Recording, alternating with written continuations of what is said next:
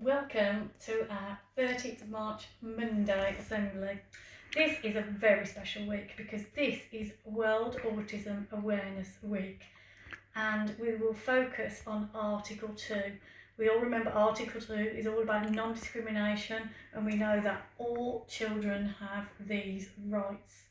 This Thursday is World Autism Awareness Day and in honour of this day I would like you to wear something blue to spread awareness. And also, you can see on the PowerPoint, follow this link to take your own selfie. Could you share it on Twitter or email it to your staff? And another way to spread blue is add the kindness frame to your Facebook or your Twitter profile photograph. Now, are you ready for the Kindness Counts challenge? Here is your challenge for this week. Number 1, write or film a kind and uplifting message to your followers on social media. There is no wrong way to be kind. Make the challenge your own.